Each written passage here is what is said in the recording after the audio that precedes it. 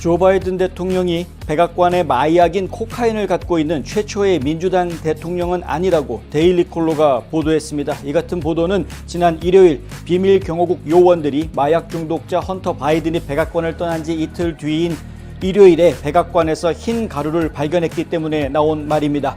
이 기관은 약물 검사를 실시했고 수요일 백악관에서 코카인이 발견됐음을 확인했습니다. 트럼프가 임명한 연방 판사가 바이든 행정부 관리들이 소셜미디어 회사들과 접촉하는 것을 차단함으로써 정부의 검열과 온라인 게시물에 대한 억압을 막는 획기적인 판결을 내놓았습니다. 이 같은 판결은 독립기념일인 어제 나왔습니다. 미국 독립기념일 연휴 동안 미국 전역에서 발생한 총기 난사 사건으로 최소 18명이 사망한 것으로 알려졌습니다. 독립기념일인 어제 오전 한 인터넷 매체의 속보로 한인 사회가 시끌벅적해지자 민주평통사무처가 입장문을 발표하고 진화에 나섰습니다. 어떤 축축성 가짜뉴스가 나왔는지 잠시 뒤에 소개해드리겠습니다. 공화당 대선 후보인 비벡 라마스와미가 여론조사에서 두 자릿수 지지율을 기록하며 상승세를 타고 3위를 기록해 눈길을 끌고 있습니다. 미국 시민권 신청자가 치르는 시험이 앞으로 더 어렵게 바뀌면서 영어 실력이 낮은 이들이 미국 시민이 되는 게 쉽지 않아질 전망이라고 AP통신이 오늘 보도했습니다. 한 친생명단체들의 그룹은 하원 공화당 의원들에게 군 복무자들이 낙태를 받기 위해 휴가를 내고 여행하는 것을 허용하는 국방부 정책을 중단해달라고 요구하고 나섰습니다. 미국 국가방청 및 보안센터는 중국에 있는 미국 시민들과 미국 기업들에게 집권당인 중국 공산당이 그들의 정보에 더 많은 접근과 통제를 허용하는 것으로 보이는 확대된 새 방첩법에 대해 경고하고 나섰습니다. 주의가 필요합니다. NMP6 뉴스 잠시 뒤에 시작하겠습니다. 오늘 첫 번째 소식은 백악관에서 코카인이 발견됐다. 백색 가루가 발견돼서 지금 난리가 났습니다. 어제 오늘 사이에 이것이 상당히 큰 이슈가 됐는데요. 특히 이제 어제 다들 놀랬었죠. 뭐냐면은 하필이면 독립기념일 연휴 중인데 백악관에서 코카인이 발견됐다라는 뉴스가 나왔으니 얼마나 놀랬겠습니까? 깜짝 놀랐습니다. 발견된 것은 지난 일요일, 그러니까 7월 2일이었다고 하고요. 이것이 누구 거냐라는 것이 지금 큰 논란이 됐습니다. 그러면서 온갖 추측들이 지금 다 나왔습니다. 뭐냐면은 헌터 바이든이 마약쟁인데 헌터 바이든이 쓰던 코카인을 지금 백악관까지 가지고 왔다가 잠깐 실수로 흘리고 간 것 아니냐라는 추측이 이제 막 돌면서 헌터 바이든 게 아니냐라는 이야기들이 계속 나왔던 것이죠. 그리고 나서 여러 가지 보도들이 나왔는데 재미있게도 데일리 콜러 같은 경우에는 이런 보도를 내놓습니다. 백악관에 코카인이 있었던 것이 바이든이 처음이 아니다. 이 바이든이 헌터 바이든인지 조 바이든인지 헷갈리게 이야기를 해놓고 있죠. 그런데 어쨌든 조 바이든 대통령이 있는 백악관에서 마약이 발견된 것은 이건 새로운 사실은 아니다. 왜냐하면 전직 대통령들 중에서도 이미 마약을 백악관에서 가지고 있다가 누가 마약을 가지고 백악관에 들어갔다라는 이런 이야기들이 나온 적이 있다라는 겁니다. 클린턴 대통령 그리고 루즈벨트 대통령 시절에도 코카인을 가지고 있었던 사람이 있었고요. 존 F 케네디 대통령 시절에도 이 존 F 케네디 대통령 자신이 심장병 치료 때문에 불법 마약을 사용하고 있었던, 이게 불법 마약이라는 표현이 적합한지는 잘 모르겠습니다만 하여간 마약을 그러니까 일반 시중에는 불법화되어져 있는, 하지만은 이제 의사 처방을 통해서 이것을 가지고 있었던 이런 상황이었다. 이렇게 저희가 이해를 하고 있습니다. 전 비밀 경호국 책임자 게리 버는 뉴욕 포스트에다가 이렇게 이야기했었는데요. 2016년에 쓴 책에서 이런 말을 합니다. 클린턴 행정부 직원들이 업무 중에 코카인을 사용했다. 클린턴 행정부 때도 상당히 도덕적 해이가 만연했었던 것을 저희가 사실은 기억을 합니다. 그럼에도 불구하고 미국 경제가 계속 성장하던 시절이었고 로널드 레이건 대통령이 닦아놓은 민주주의가 공산주의를 이겨놓은 이런 상황을 그대로 이어받아서 경제 발전이 일어나고 있던 시절이다 보니까 백악관에서 온갖 이상한 짓들이 벌어지고 있었음에도 불구하고 마약뿐만이 아니었죠. 지금 우린 다 알고 있지만 그래서 그랬음에도 불구하고 국민들은 그걸 잊은 채 모른 채 그냥 넘어가고 있었던 이런 상황이었다라는 거죠. 연방사법당국은 수십 명의 클린턴 행정부 직원들이 채용되기 전에 코카인과 기타 불법 약물을 사용한 혐의로 기소한 적이 있고요. 행정부는 직원들이 보안 허가를 받도록 하기 위해서 특별 약물 검사 시스템을 만든 것으로 알려졌다. LA 타임즈가 1997년에 보도한 내용이 이렇습니다. ABC 뉴스에 따르면 클린턴 대통령 시절 이전에 케네디 대통령은 쇠약해진 건강 문제를 치료하기 위해서 수많은 약을 사용을 했는데 그 약물 사용했던 것에 보면은 코데인, 데메롤, 메타돈, 갑산성 호르몬, 수면제, 리탈린, 메프로바메이트, 리브리움 뭐 이런 것들이 있다고 합니다. 이제 그 중에 이제 불법적인 그런 약물들도 있었다. 역사학자인 스티브 길러는 루즈벨트 대통령의 의료 기록과 의학 문헌을 근거로 해서 프랭클린 루즈벨트 대통령이 부비동 문제를 치료하기 위해 정기적으로 코카인을 투여했을 가능성이 있다라고 역사를 정리를 합니다. 뭐 실제로 했는지 안 했는지에 대해서는 모르겠지만 기록들을 보면 그런 것 같다라고 이야기를 하고 있는 것이죠. 백악관 손님들도 백악관에 들어가면서 겁대가리를 상실한 건지 아니면 뭐 치매 환자였는지 아니면 하여간 여러 가지 이유가 있었겠습니다만은 마약을 가지고 백악관을 방문하는 방문객들도 있었다. 워싱턴 포스트는 래퍼 스눕독이라는 래퍼가 워싱턴 DC에 있는 마리화나를 합법화하기 전에 2013년에 백악관을 방문할 때 이거 불법이었는데 그 당시만 해도 백악관 화장실에서 마리화나를 피웠다. 야. 그리고 자랑질 했겠죠? 래퍼답습니다. 컨트리 음악의 전설로 이야기되는 윌리 넬슨도 지미 카러 행정부 시절에 백악관 옥상에 올라가서 마리화나를 피웠다. 전 빌라노바 농구 선수인 게리 맥레인도 1985년에 NCAA 챔피언들이 레이건 대통령 시절 백악관을 방문했을 때에도 백악관에서 코카인을 피웠다. 이런 이야기들이 지금 나오고 있습니다. 그러니까 바이든이 뭐 아들이 마약쟁이였다고 해가지고 뭐 그게 백악관에서 발견된 게 꼭 헌터 바이든 거다라는 이제 뭐 증거는 없다 뭐 이런 식으로 이제 얘기할 수 있는 그런 부분이겠습니다. 코카인은 규제물질법에 따라서 스케줄 2 약물로 지금 지정이 되어져 있고요. 연방법에 따라서 해당 물질을 소지하는 것 자체가 불법입니다. 이 약물은 중독성이 강하고 행복감을 유발하는 각성제로 알려져 있습니다.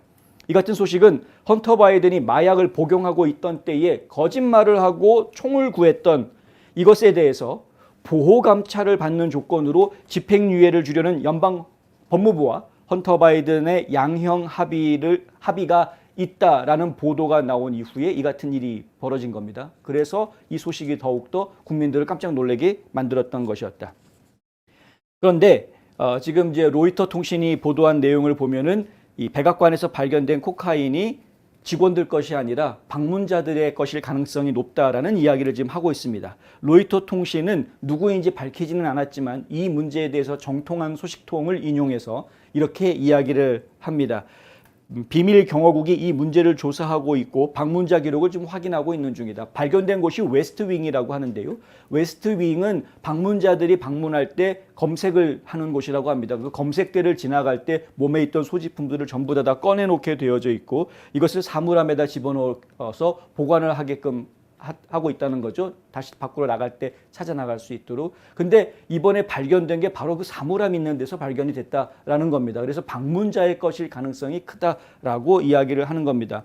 웨스트윙은 또 조 바이든 대통령과 질 바이든 영부인이 지금 거주하고 있는 행정관저하고 붙어 있는 곳이기도 합니다. 그래서 정말 방문자의 것이냐?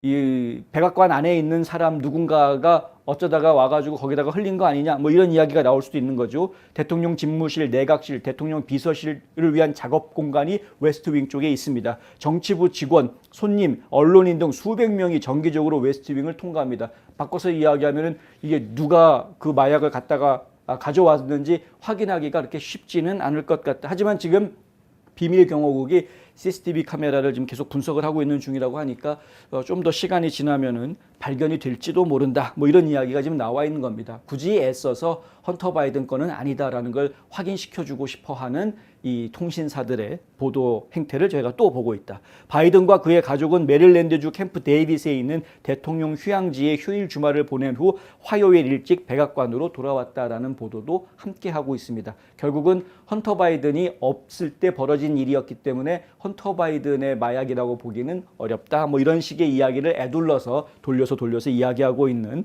그런 모습을 저희가 보고 있습니다. 그리고 대통령 가족들은 이스트윙 쪽으로 출입을 안 한답니다.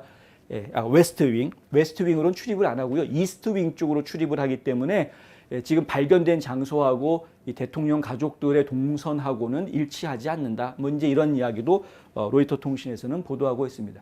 누구의 것이다 이걸 이야기하기 전에 백악관에서 백색 가루가 발견됐다라는 말 나오자마자 바로 헌터 바이든 거 아니야? 라는 이야기가 쫙 퍼질 수 있을 정도의 지금 상황이다라는 것 자체만으로도 조 바이든 일가족은 충분히 수치스럽고 창피한 상황인 것입니다. 따지고 보면요.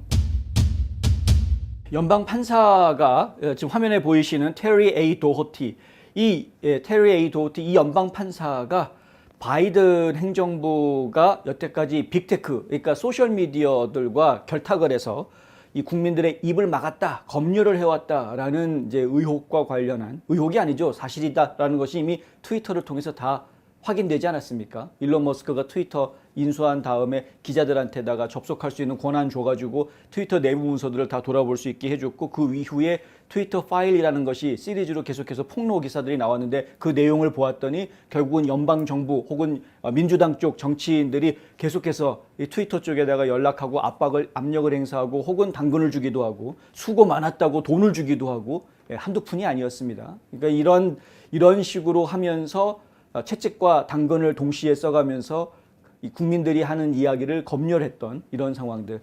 뉴욕 포스트가 헌터 바이든의 노트북 뉴스를 내놓았을 때 가짜 뉴스다 그러면서 전부 다 검열을 했었던 이런 상황들. 코로나 바이러스와 관련된 이야기들, 이것이 이제 우한 바이러스 연구소에서 유출된 유출설이 이야기가 될 때 그걸 전부 다 검열을 하고, 코로나 바이러스라든가 백신 문제에 대해서는 일체 자기네들이 이야기하는, 그러니까 정부에서 이야기하는 것 이외에 다른 이야기들이 나오면은 전부 다 삭제하려고 했었던, 심지어는 민주당원이었던 RFK 주니어까지도 삭제당하는 뭐 이런 상황. RFK 주니어 같은 경우는 지금도 민주당의 대선 후보임에도 불구하고 지금도 계속 본인의 인터뷰 내용이라든가 이런 것들이 삭제되고 있는 상황입니다. 사태가 심각하죠. 그런데 이 문제에 대해서 많은 사람들이 분통해하고 있기는 하지만은 제대로 소송을 걸지 못하고 있습니다. 왜냐하면은 이 통신품위법 230조 때문입니다. 컨텐츠와 관련한 문제에 있어서 이 플랫폼 회사에다가 소송을 하지 못하게 만들어 놓았기 때문에 함부로 소송을 지금 못하고 있는 그런 상황이죠. 그런데 소송을 건 곳이 있었습니다. 자, 이제 미주리주 법무부에서 루이지애나주 법무장관하고요, 미주리주 법무장관, 루이지애나주는 제프 랜드리 법무장관이고, 미주리주 법무장관은 전 법무장관 에릭 슈미트인데요. 에릭 슈미트는 지금 연방 상원의원입니다. 이들이 주동이 돼서 지금 소송을 제기를 했는데, 바이든 행정부를 상대로 소송을 제기를 했습니다. 대통령을 상대로 한 것이죠. 그래서 바이든 행정부가 지금 빅테크를 통해서 민간인들을 검열하는 것은 수정헌법 제1조를 위반하는 것이다 라는 것이 이 소송의 취지였고요. 계속해서 항소의 항소를 거쳐서 지금 이제 항소의 항소를 거치는 게 아니라 지금 연방 법원에 이것이 제소가 되어져 있었는데, 독립기념일인 어제 미주리주에 있는 연방 지법에서 테리 도티 연방 판사가 판결을 내립니다. 판결을 내리죠. 이렇게 하지 마라라는 판결을 내립니다. 무려 155페이지짜리 장문의 판결문을 내놓았는데, 여기에 보면은 광범위한 의심과 불확실성으로 가장 잘 특징 지어지는 시기에 미국 정부는 조지 오웰의 진실부서와 유사한 역할을 맡은 것으로 보인다. 조지 오웰의 진실부서가 어떤 건지 아시죠? 이 검열하는 부서입니다. 검열하는 부서인데 무엇을 근거로 검열을 하냐면 이거 가짜 정보를 퍼뜨리는 거다라는 이유로 검열을 합니다. 너희들이 지금 퍼뜨리는 거는 유언비어다 이거죠. 잘못된 정보다. 잘못된 정보라고 막 입막음을 하고 있는데 사실은 그것이 진실이었던 뭐 이런 불편한 사실. 근데 이것이 소설 속에 있는 이야기가 아니고 실제로 우리가 현실에서 지금 지난 몇 년 동안 겪어왔던 일이었다. 판사는 미주리주와 루이지애나주가 이끄는 원고들이 성공할 가능성이 높다고 결론 내리고 수십 명의 바이든 행정부의 관리들이 소셜미디어 거대 기업과 협력해서 콘텐츠를 삭제하려는 시도를 제한하는 예비금지 명령을 내립니다. 그 예비금지 명령은 상당히 디테일하고 자세하게 나와 있습니다. 예를 들어서 이런 말들이 들어갑니다. 검열을 하기 위해서 시도하지도 말고 접근하지도 말고 압력을 행사하지도 마라 라는 이야기들이 나오고요. 게시물에 플래그 붙이는 것도 안 된다. 이 플래그 딱 붙이는 거 이거 안 된다는 거죠. 검열을 위해서 소셜미디어 회사들하고 연락을 주고받아서도 안 된다. 기존 정부의 소셜미디어 정책을 잘못된 것이다. 금지한다. 그 다음에 스탠포드 인터넷 천문대 여기에서 지금 하고 있는 일렉션 인티그레이티 파트너십이라는 프로그램이 있습니다. 이게 선거 청렴성 파트너십이라는 협력 프로그램인데 이게 정부기관과 협력하고 있는 문제입니다. 여기에서는 뭐 부정선거 문제라든가 이런 것들에 대한 이야기를 하고 있는데 여기하고 협력하는 것도 안 된다.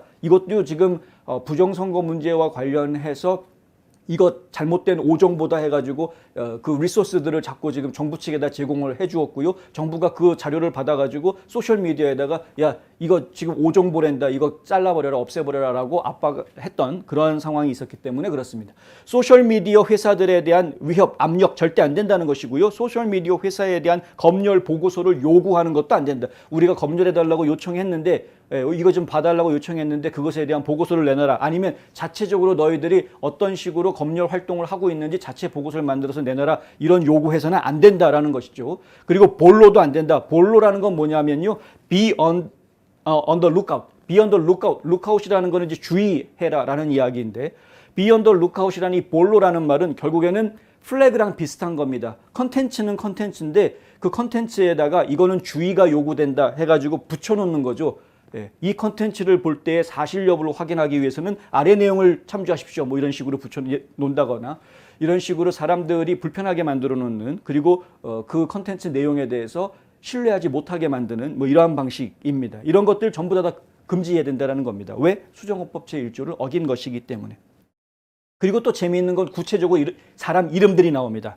카린 장피에르 백악관 대변인. 이 사람 검열에 참여하지 마라. 이 사람이 검열 행위하지 못하게 해라 이거죠. 법무부 및 FBI 직원들 이름들이 다 나옵니다. 누구. 그리고 자비에르 베세라 보건인적서비스부 장관도 이름이 들어가 있고요. 그리고 보건인적서비스부에 있는 몇몇 사람들 관료들 이름도 나옵니다. 한인 이름도 있습니다. 최 씨. 그리고 비백 멀시라는 사람 의무총감인데요. 이 사람 이름도 나와 있고 국무부, 국토안보부, 법무부도 아예 부서 자체를 딱 이름을 정해놓고 이 부서들이 소셜미디어에 연락하지 마라 이렇게 한 거죠.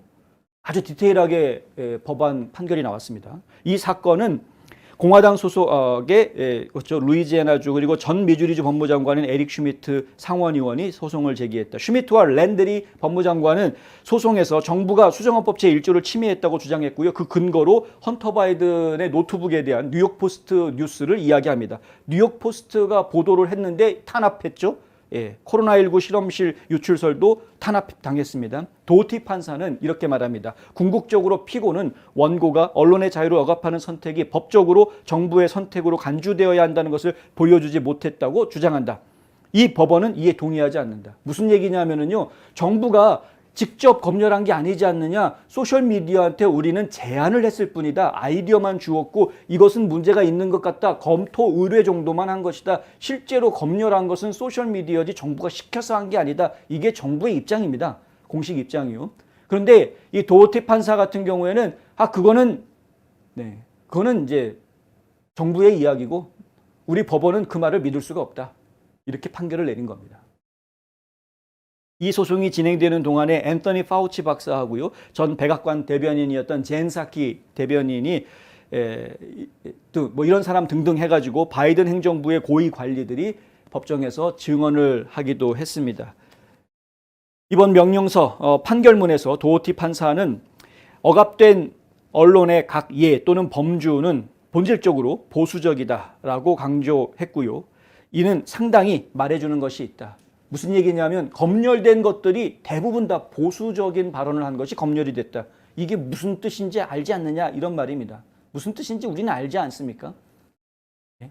저희 뉴스앤포스트 채널이 왜 망가졌습니까? 우리는 알죠. 예. 판사가 인용한 한 가지 예로 디지털 전략 책임자인 롭 플레허티는 트위터에 대통령의 손녀이자 헌터 바이든의 자손인 피네건 바이든의 패러디 계정을 삭제해달라고 요청했다라는 이야기가 이제 들어가 있습니다. 이 155페이지다 보니까 굉장히 디테일한 구체적인 예들이 막 들어가 있습니다. 어떤 언론사들도 보면은 이름들이 뭐 아주 디테일하게 나옵니다. 그러니까 뭐 게이트웨이 푼딧이라는 언론사가 어떤 기사를 썼는데 그게 어떻게 됐고, 뭐 브라이트바트 뉴스가 어떤 기사를 썼는데 그게 어떻게 됐고, 뭐 이런 아주 디테일한 내용들이 담겨져 있는 것을 저희가 보았는데요. 근데 하여간 그 중에 이제 플레어티 같은 경우에는 2021년 2월 6일에 보낸 요청서에 이렇게 써놨습니다. 이 문제를 즉시 해결해야 한다는 것은 아무리 강조해도 지나치지 않는다. 이 계정을 즉시 삭제해달라. 아주 대놓고 구체적으로 소셜미디어한테 요구를 한 거죠. 트위터한테. 이거 아예 삭제해달라. 예. 이 요청이 오고 난 이후에 45분 뒤에 트위터 계정이 삭제당합니다. 이게 지금 판결문에 나와 있는 이야기입니다. 그러니까 이러한 정황들은 분명히 정부가 직접적으로 개입했다는 것을 보여준다. 아까도 말씀드린 것처럼 정부 입장은 우리는 직접 개입하지 않았다. 결국 선택은 소셜미디어 회사가 한 거다라고 발뺌하고 있는데 발뺌할 수 없다라는 거죠. 이 도티 판사가 봤을 때는 분명히 너희들이 그렇게 했다라는 겁니다. 앤드류 베일리 미주리주 법무장관은 도티 판사의 판결문을 환영했습니다. 베일리는 트위터에 이렇게 씁니다. 법원은 연방정부의 고위관리들이 수백만 미국인의 수정헌법 제1조 권리를 침해하는 것을 차단하기 위한 우리의 신청을 승인했다. 예.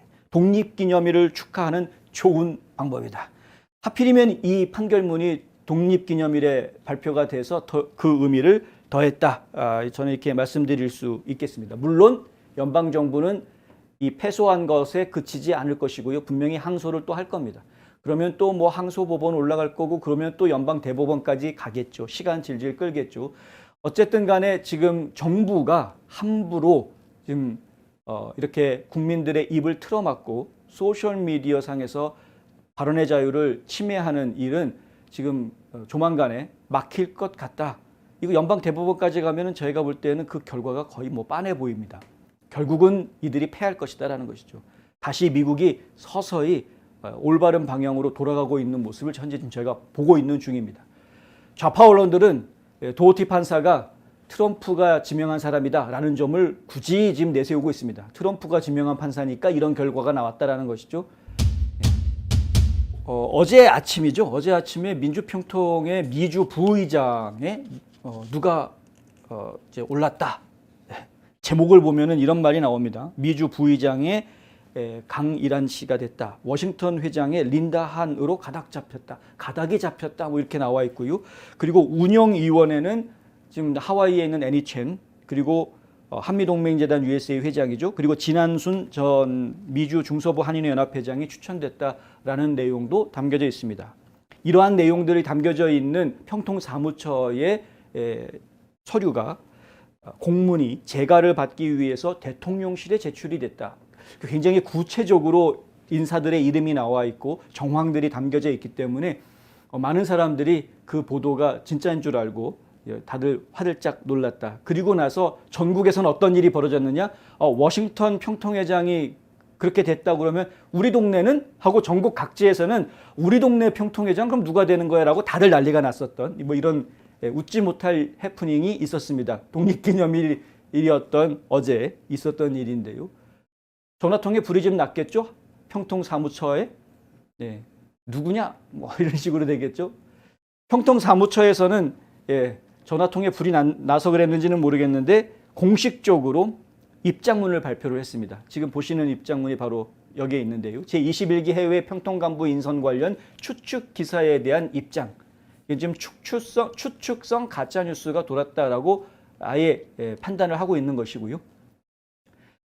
올해 평통 임기는 21기 평통은 9월 1일부터 시작이 된다고 합니다.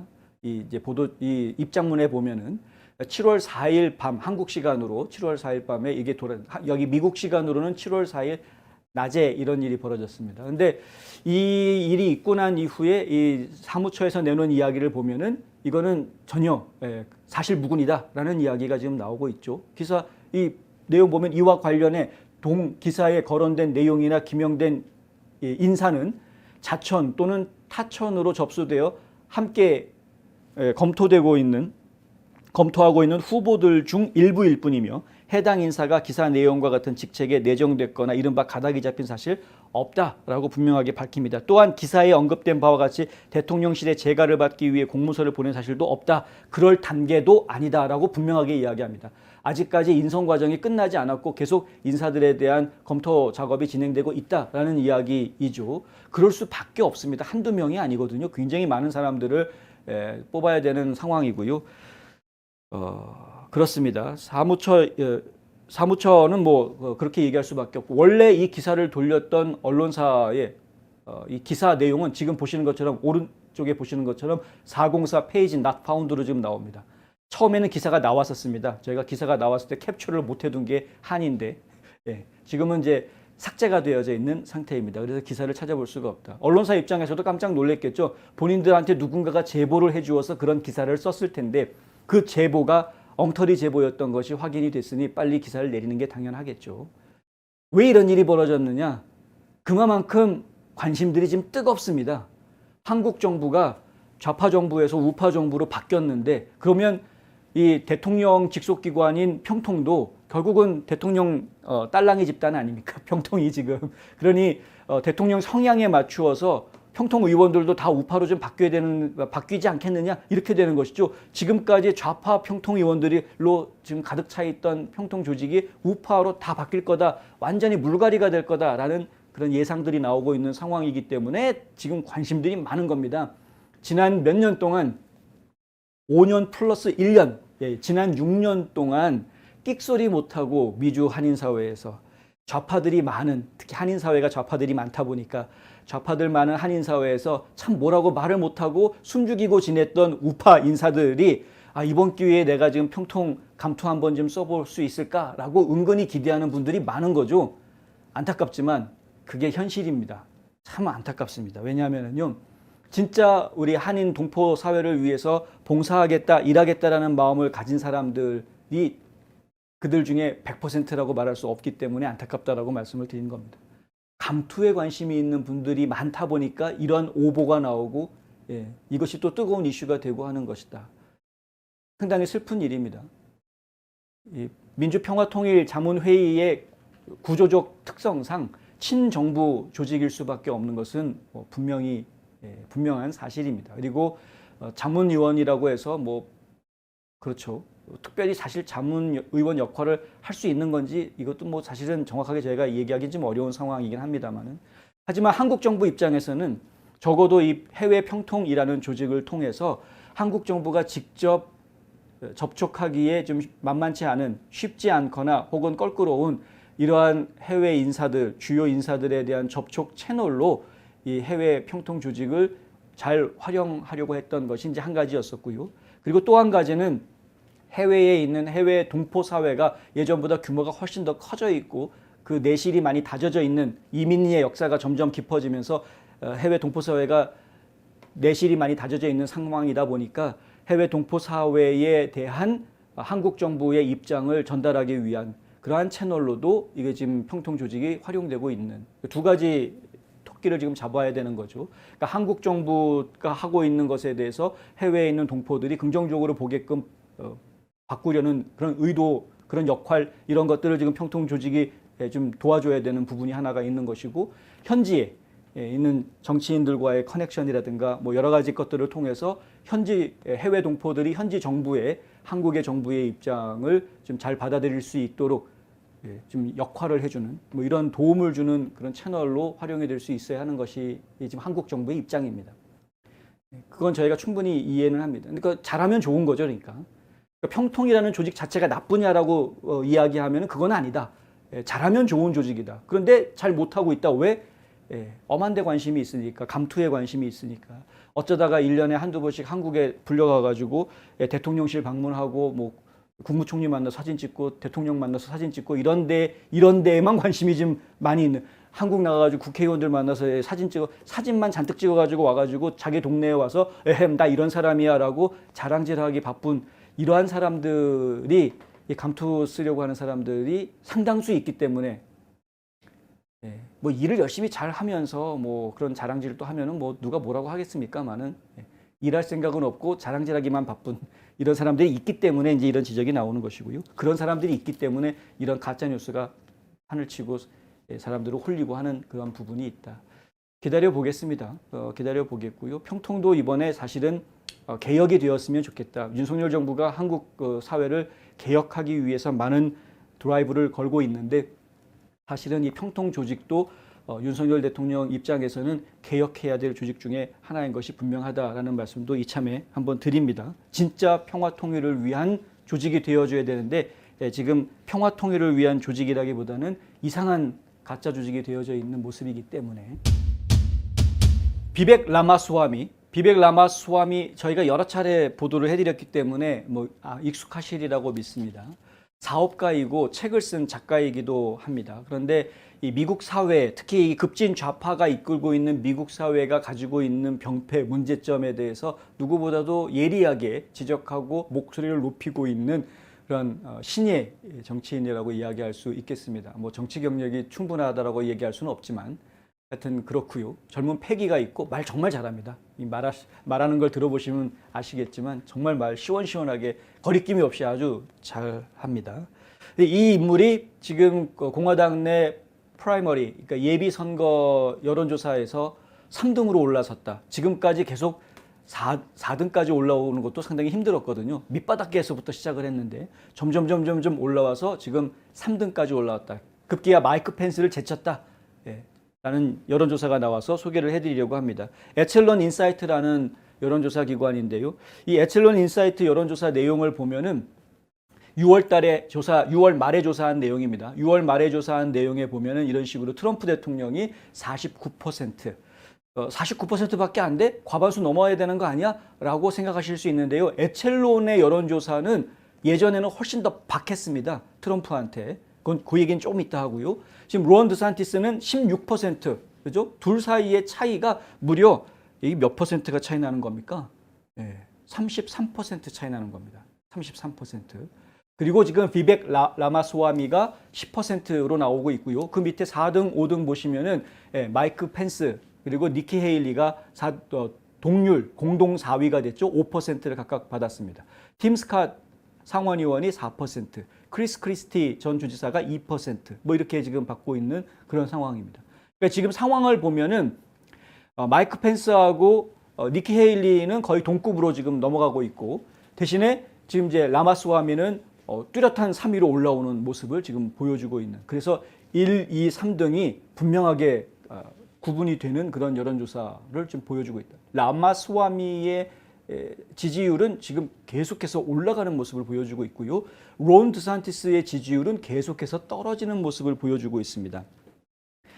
이 에첼론 인사이트에서 조사한 다른 조사들을 보면은요, 확실하게 드러나는데 이렇게 나옵니다. 지난 1월 달에 조사했을 때 트럼프가 36%였고요. 론 드산티스는 34%였습니다. 1월 달에 조사했을 때 에첼론 인사이트의 여론조사입니다. 2%만 트럼프가 앞서는 상황이었죠. 2월 달 조사했을 때에는 트럼프가 46% 확 올라갑니다. 그리고 드산티스가 31% 살짝 떨어집니다. 그러면서 15% 차이가 나는 상황이 되고요. 그리고 3월 달에는 49% 트럼프가 받고요. 그리고 드산티스는 26%로 또 떨어집니다. 이렇게 받으면서 결국은 둘이 23% 차이가 나게 되고요. 5월 달에 조사를 보면 트럼프가 49%, 드산티스는 19%로 또 떨어집니다. 그래서 30% 차이가 나는 것으로 그렇게 되죠. 그리고 나서 이번 6월 달에는 33% 차이가 나는 것으로 드산티스가 더 떨어지면서 이런 상황이 벌어진 겁니다. 그러니까 트럼프와 드산티스의 차이가 1월부터 6월까지 보면은 계속해서 벌어지는 이런 상황이 되고요. 그래서 단독 1등 트럼프 고정이 되는 모습을 보여주고 있고요. 그리고 지금 오히려 론 드산티스가 치어 올라오는 라마스와미하고 지금 오히려 경쟁을 해야 되는 이런 상황까지 지금 가고 있는 모습을 보여주고 있다.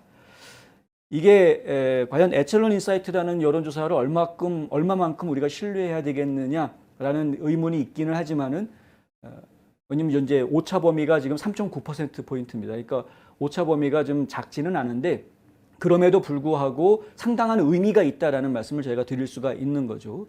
마이크 펜스가 본인이 출마 선언을 하고 집중을 하면은 무엇인가 본인 지지율이 올라갈 수 있을 거라고 생각했었던 것 같은데 전혀 그렇지 않다라는 모습을 보여주고 있고요. 오히려 지금 비백 라마스와미가 펜스를 뛰어넘는 모습을 보여주고 있다는 것은 그리고 지금 론 드산티스가 반대로 따라잡지 못하고 처지고 있는 모습을 보여준다는 것은 그만큼 공화당 내에서 공화당원들이 어떤 생각을 가지고 있는지를 보여주는 것이라 이렇게 이해할 수 있는 부분입니다. 공화당 내에서 지금 기득권층의 목소리가 점점 줄어들고 있다, 작아지고 있다 이렇게 판단할 수밖에 없는 것이죠. 기득권층들은 이제 오갈 데가 없는 겁니다. 당원들의 지지를 받지 못하고 있는 겁니다. 다만 기득권층은 점점 줄어들고 있지만 다른 공화당원 전체적으로 봤을 때 트럼프를 지지하고 있는 마가 유권자들이 물론 다수를 차지하고 있는 상황에서 다른 한켠에는 트럼프가 아닌 대안을 찾는 사람들이 계속해서 남아있다라는 것. 이걸 이제 제가 관심 있게 봐야 되는 것이고요. 트럼프가 아닌 다른 사람을 대안으로 생각하는 공화당원들 중에서도 드산티스의 인기가 떨어지는 대신에 라마스와미의 인기가 올라가고 있는 모습을 지금 보여주고 있다는 겁니다. 이 이유에 대해서 저희가 분명하게 분석하기는 좀 어렵겠습니다만은 하지만 저희가 어렴풋이 지금 예측할 수 있는 부분은 뭐냐면 라마스와미가 훨씬 더 개성이 강하다라는 거죠. 창의성이 있습니다. 드산티스 같은 경우에는 저희 여러 차례 말씀드렸지만 카피캣이다. 따라쟁이야, 따라쟁이. 도널드 트럼프 따라쟁이였었습니다. 드산티스는. 그래서 인기를 얻었고 결국은 도널드 트럼프에 대항하고 있다는 모습 때문에 드산티스는 몰락하는 겁니다. 마이크 펜스도 마찬가지죠. 마이크 펜스도 지금 본인이 가지고 있는 자기만의 메시지가 없습니다. 그러니까 결국은 몰락하고 있는 겁니다. 하지만 라마스와미 같은 경우에는 자기 메시지가 분명합니다. 그리고 강력합니다. 본인이 뭐 대통령이 되면 첫날 트럼프 사면해주겠다 뭐 이런 말도 했었고 뭐 그게 중요한 게 아니라 라마스와미 같은 경우에는 공화당 내부의 잘못된 부분들을 아주 신랄하게 비판하는 역할도 충분히 하고 있습니다. 지금 민주당 쪽에서 RFK 주니어가 민주당 내부의 잘못을 비판하고 있는 것처럼 라마스와미 같은 경우에도 사실은 그런 비판의 목소리를 좀 높이고 있는 상황이고요. 그렇다 보니까 트럼프가 아니다라고 생각하는 우리가 앞으로 지금 기대하고 있는 공화당을 이끌 지도자는 트럼프는 아니다. 하지만 새로운 인물이 필요하다라고 생각하는 사람들 사이에서는 라마스와미가 상당히 호감이 가는 인물로 지금 급부상하고 있는 것은 분명한 사실이다. 계속해서 저희가 지켜보겠고요. 뭐 흐름이라는 건 있는 거니까요. 근데 분명한 것은 드산티스가 처지는 모습이 마이크 펜스가 처지는 것과 같은 이유에서 처지는 것으로 지금 분석이 될 수 있다라는 것. 그리고 지금 국민들이 상당히 많은 변화, 개혁을 원하고 있다라는 것이 여기에서도 지금 담겨져 있다. 이 여론조사에도 지금 담겨져 있다. 이런 이야기를 지금 하고 싶다는 것이죠. 미국 시민권 시험 더 어려워진다고 합니다. 보도가 그렇게 나왔습니다. USCIS, 그러니까 이제 시민 이민국이죠. 연방 시민 이민국에서 2008년에 마지막으로 변경했던 시민권 시험을 15년 만에 지금 다시 업데이트하기로 했다. 그런데 문제가 어려워질 거라고 하는데요. 특히 영어 말하기 영역이 더 어려워진다고 합니다. 현재 시험관이 시민권 신청자를 인터뷰하면서 영어 말하기 능력을 평가하는데 응시자가 이미 귀화 신청 서류에 답한 개인정보에 대해 질문하기 때문에 지금은 답변하기가 쉬운데 이미 답변한 내용을 질문을 받으니까 답변하기가 쉬운데 새로운 시험에서는 시험관이 날씨나 음식, 행동 등 일상적인 상황을 담은 사진들을 보여주면서 응시자가 그 내용을 영어로 묘사하게 한다고 합니다. 영어가 좀 불편하신 분들은 시민권 받기가 어려워지는 상황이 됐습니다. 희한하죠? 바이든이 대통령인데 왜 이런 변화가 일어나는 걸까요?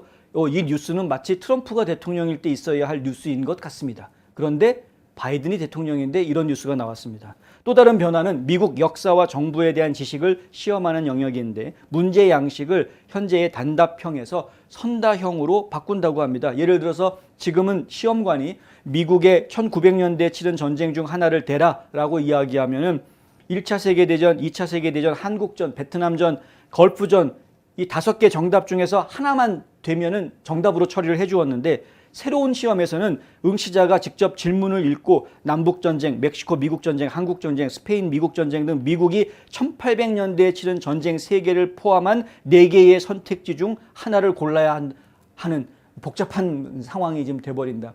역사 공부도 제대로 해야 된다는 이야기.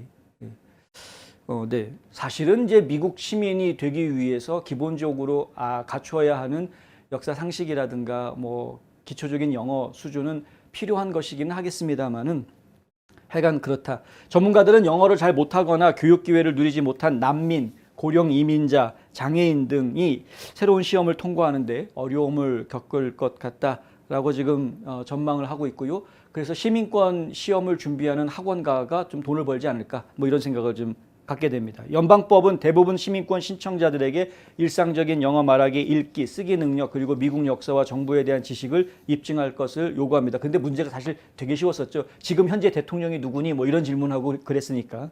도널드 트럼프 전 대통령이 재임 기간이었던 2020년에 시민권 시험을 더 길고 어렵게 만들었었는데요. 이후에 조 바이든 대통령이 취임하고 나서 원상복구했었다고 합니다. 그래서 사실은 시민권 문제가 트럼프 시절보다는 좀 더 쉬워졌다라는 얘기가 있었는데 지금 다시 어려워진다. 네. 우리가 뭘 놓치고 있는 걸까요? 바이든한테 우리가 지금 뭘 놓치고 있는 걸까요? 친이민 정책을 쓰는 민주당으로 알고 있고 바이든으로 알고 있는데 왜 시민권 시험을 어렵게 만들까요? 희한한 일입니다. 친생명 단체들 여러 곳이 한 50여 곳이요 공동으로 해가지고 국방부가 지금 정책으로 만들어 놓은 낙태 지원 정책을 중단하도록 해달라라고 연방의회 의원들에게 편지를 보냈습니다. 팍스뉴스가 입수한 이 편지에 보면은 약 50개의 싱크탱크 및 단체들이 이 정책을 지금 국방부의 정책을 불법으로 간주하고 의원들이 국방수권법을 사용해서 이 조치를 취하지 못하도록 중지시켜야 된다라고 이제 요구를 하고 있는 그런 모습입니다. 국방부가 지금 세워놓은 계획 정책에 보면 어떤 게 있냐면 여군들에게 최대 3주간 휴가와 낙태가 가능한 주로 이동할 수 있도록 교통비를 제공해주는 그런 낙태 지원 정책이 있습니다. 그러면 낙태를 할 수 있도록 교통비를 지원해주는 그 돈은 누가 내는 돈인가? 국민들이 내는 연방 세금에서 나오는 것이죠. 그럼 그 연방 세금을 낸 주민들 중에 상당수는 낙태를 금지하고 있는 주에 거주하고 있는 주민들이 낸 것이기도 합니다. 그러니까 앞뒤가 안 맞는 지금 정책이 나온 것이고 돈을 쓰고 있는 것입니다. 그러니까 국민들 중에 상당수가 원치 않는 방식으로 연방정부가 돈을 쓰고 있는 것, 세금을 쓰겠다는 것이기 때문에 결국은 국민들 입장에서는 이거는 공평하지 않다, 옳지 않다. 그리고 왜 국방부가 낙태를 지원해 주느냐 하는 문제는 제기 안 할 수 없는 문제가 돼버린 것이죠. 국방부가 이 정책을 내놓은 것에 대해서 가장 강력하게 현재 의회에서 반대하고 있는 분이 바로 지금 사진에 보시는 타미 투버빌 상원 의원입니다. 이 타미 투버빌 상원 의원은 엘라바마주 출신의 공화당 상원 의원인데요. 지금 국방부 고위직 인사들의 승진 인사를 거부하고 있습니다. 이 투버빌 의원이 지금 투표 안 하겠다고 거부하고 있는 바람에 인준이 이루어지지 않고 있습니다. 왜 이런 일이 벌어졌느냐? 결국은 국방부가 잘못된 정책을 가지고 있기 때문에 그 정책을 똑바로 바로잡기 전에는 국방부 인사 우리 인준해 줄 수 없다 이렇게 이야기하고 있는 것이죠. 무려 250여 명의 고위 임원 승진이 상원을 통과하지 못하고 있는 정체되어져 있는 상황이라고 합니다. 민주당 쪽 사람들 심지어는 공화당 내에서도 일부 사람들은 아니 국방부 정책은 정책이고 인사는 해줘야지 라는 이야기를 합니다. 그들의 주장은 뭐냐 하면 이 사람들을 승진 인사가 이미 다 발령이 나 있는 상황인데 의회에서 인준을 안 해줘가지고 승진을 못하게 되면 그러면은 국방 안보에 공백이 생긴다라고 이야기를 합니다. 그런데요, 진짜 공백이 생기는가? 투버벨 의원 하는 이야기는 뭐냐면요, 상원에서 그 사람들 인준해주고 교체가 될 때까지 현직 관료들이 그 자리에 남아있다. 무슨 공백이 생기느냐? 일은 계속 하는 건데 공백 안 생긴다. 거짓말하지 마라. 이 지금 주류 언론들이 가짜뉴스 퍼뜨리려고 하는 거다. 이제 이렇게 지적을 하는 겁니다. 그러니까 절대 안보에 공백 생기지 않는다. 국방부에서 지금 하려고 하는 잘못된 정책을 철회해라. 지금 그렇게 이야기하고 있는 것이죠. 참 갑갑합니다. 지금 미치 맥코넬 같은 경우에는 투법일 행동을 지지하지 않는다라고 이제 우리가 흔히 이야기하는 라이노 공화당 의원들, 라이노 의원들은 지금 투법일 의원하고 뜻을 같이 하지 않고 있는 상황이고요. 그리고 또 지난 6월 초에 뉴햄프셔주에서는 한 남성이 투법일 의원을 죽이겠다, 살해 협박을 했다가 체포되는 그런 일이 벌어지기도 했습니다. 아주 강한 반대에 부닥치고 있음에도 불구하고 거센 저항이 있음에도 불구하고 이 정말 엘라바마 대학을 갖다가 전국적인 우승팀으로 키워냈던 축구 코치거든요. 투법일 의원이. 그렇다 보니까 이런 아주 뚝심이 있는 모습을 지금 보여주고 있다. 사실 트럼프 전 대통령이 투법일 의원이 정말 강력한 후보감이다, 이게 아주 뚝심이 있는 사람이다라고 강하게 지지해가지고 상원 의원이 될 수 있었는데 그 모습을 지금 저희가 좀 보고 있습니다. 현재 그러한 모습들 보고 있습니다. 정말 뚝심이 있는 의원이구나 하는 모습을 보고 있습니다. 어떻게 이 일이 진행될지 좀 지켜보겠습니다. 국방수권법은 아시다시피 옴니버스 법안으로 만들어져 있습니다. 여러 가지 법안들이 다 포함이 되어져 있는데 다 국방 예산에 관련된 것들이고요. 근데 그 중에서도 이렇게 낙태를 국방부가 지원해주는 예산 부분은 지원해주지 못하도록 법을 좀 해야 된다라는 이야기가 나와 있는데, 현재 낙태 지원할 수 있는 것이 예산에 포함되어져 있는 상태로 국방소위원회까지 통과가 된 상태입니다. 하원에서요. 하원 본회의에 이제 국방수권법이 나오게 됐는데, 하원 본회의에서는 이걸 통과시키지 못하게 막아야 한다라는 이야기들이 지금 나오고 있습니다. 적어도 그것만큼은 수정을 하고 빼내고 통과시키더라도 이제 이런 주장들이 지금 나오고 있고요. 그것이 또 하원을 통과했을 때 상원을 가겠죠. 상원에서는 또 어떻게 처리가 될지도 저희가 좀 봐야 되는 부분이긴 합니다. 낙태 문제를 가지고는 사실 전국이 반반으로 나뉘어져서 어느 한쪽에 더 우세한 모습을 보여주고 있지는 않습니다만은, 하지만 연방 정부가 여기에 지원금을 준다라는 부분, 특히 우리 군인들이 낙태하는 거를 국방부에서 돈을 대준다라는 거는 일반 시민들이 과연 이해할 수 있는 부분인 것인지 저는 사실은 제 상식으로는 납득이 안 되는 부분이어서, 미국 정보부에서, 정보부라고 하면은 뭐 우린 CIA만 생각하시기 쉬운데요. 사실 미국 내 정보부 부서가 굉장히 많습니다. 여러 부서가 있습니다. 그 중에 한 부서입니다. 국가방첩 및 보안센터라고 해서요. NCSC, 지금 이제 로고 보시는 바로 그 조직인데, 이 조직에서 중국에 있는 미국 시민들과 미국 기업들에게 중국 공산당이 그들의 정보에 더 많은 접근과 통제를 허용하는 새로운 방첩법을 만들었으니까 조심해라라고 경고하는 그런 메시지를 내놓았습니다. 이 NCSC는 지난 토요일에 법이 발효되기 전에 앞서서 이 정부가 중국에 있는 미국 기업들이 보유하고 있는 데이터에 접근하고 통제할 수 있는 법적 근거를 확대했다라고 이야기합니다. 단순하게 그냥 간단하게 딱 말씀드리면요, 지금 새로 중국에서 만든 그 개정된 방첩법, 그러니까 대간첩법이죠. 방첩법이라는 거는 간첩 때려잡는 법을 방첩법이라고 하는데요. 근데 이 중국에서 새롭게 개정한 내용을 보면은 좀 애매모호하게 내용이 개정이 돼 있다고 합니다. 중국에 있는 미국 기업과 개인은 중국의 간첩 행위로 간주될 수 있는 전통적인 비즈니스 활동이나 중국에 대한 대외 제재를 돕는다고 생각하는 행동에 대해서도 처벌받을 수가 있게 됩니다. 그래서 처벌이 강화되는 부분이기 때문에 행동에 조심해라. 그러니까 지금도 사실은 중국 공안들이 와가지고서는 무조건 잡아가면 끽소리 못하고 잡혀가는 게 이게 지금 중국의 현실인데, 공산당 국가들이 그렇죠. 그렇기 때문에 뭐 지금 현재 비즈니스를 하시는 분들도 사실은 조심조심 해가면서 비즈니스를 하고 계실 텐데 앞으로 더 심해질 거라는 이야기입니다. 꼬투리만 잡으면 그냥 꼬투리가 잡히는, 무조건 갖다 대면 그냥 걸리는 이런 상황이 될 것이다. 중국에서 왜 이렇게 방첩법을 강화하고 있는가? 이 부분을 저희가 그 이유를 생각을 안 해볼 수가 없는데, 결국은 지금 타겟이 미국이 아니냐라는 이야기가 나오고 있는 겁니다. 결국은 미국을 스파이하고 정찰하려고 하는 풍선이 발견이 돼가지고 폭격당하고, 지금 미국 내에서 어떻게든 자기네들 정보를 막 퍼뜨리려고 하는 이런 그 공자학당들, 대학에 들어와 있었던 공자학당들, 100개가 넘는 공자학당들이 싹 문을 닫는 그런 상황들이 벌어지게 되고요. 지금 미국 내에 들어와 있는 중국 정부 반정부 운동 벌이고 있는 인사들을 잡아가지고 다시 중국으로 돌려보내는 그러한 경찰 역할을 해왔던 비밀 경찰서가 미국에도 있었는데 그런 곳들이 발각이 되고 기소당하고 이런 상황들이 벌어지고 하니까 이 중국에서 그것에 대해서 발끈하는 게 아니냐 뭐 이런 이야기들이 지금 나오고 있고요.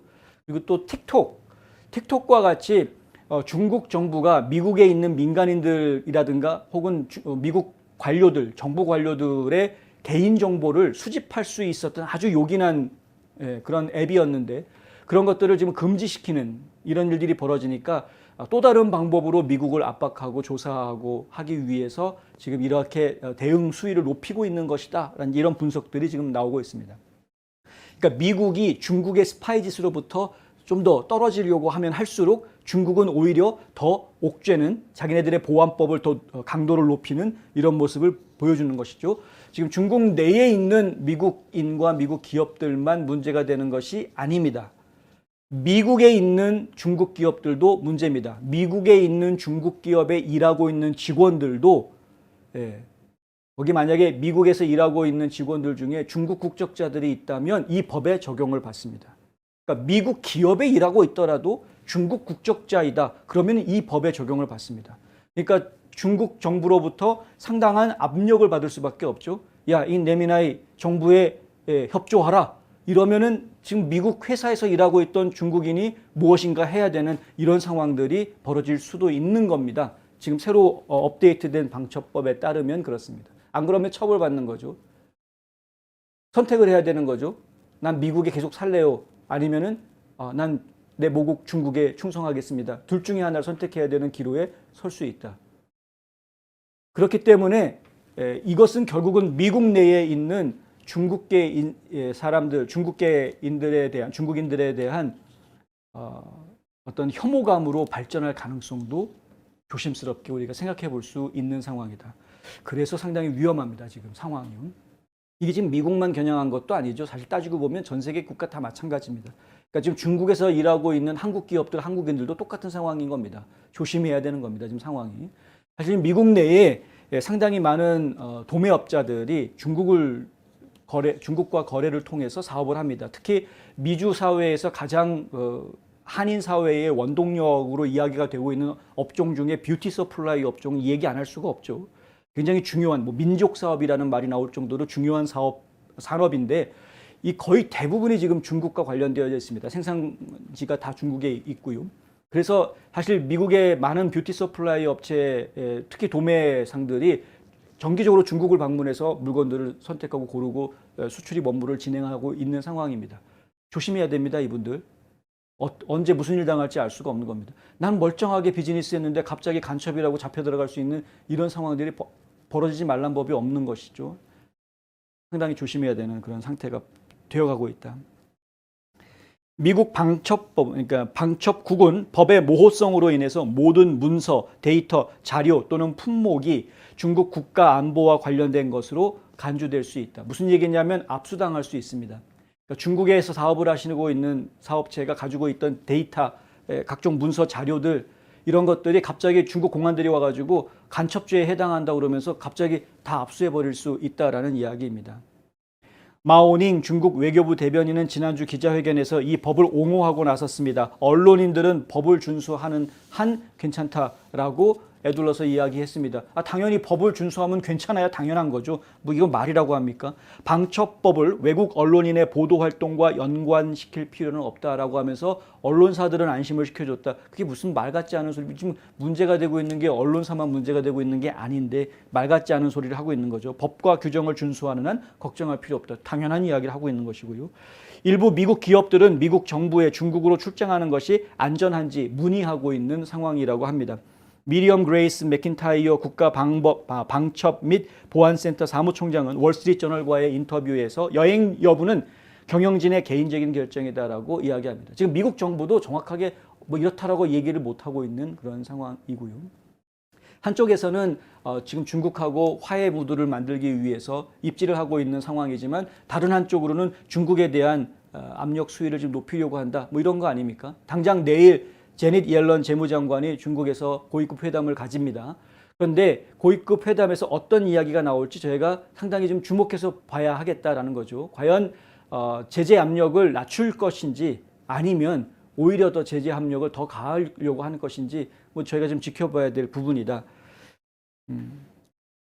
지금 이제 NCSC 같은 경우에는 경영진과 다른 사람들이 위험을 인식하도록 하기 위해서 미국 시민들에게 자의적인 법 집행에 대해 중국 방문을 재고할 것을 촉구하는 국무부 중국 여행주의보를 기업들에게 안내하고 있는 상황이라고 합니다. 그러니까 기업 활동하시는 분들이 당분간은 중국을 여행하는 것이 안전하지 않다라는 것이죠. 중국과 미국의 화해 무드는 지금 정치권에서 이루어지고 있는 여러 가지 액션들, 제스처 수준일 뿐이고요.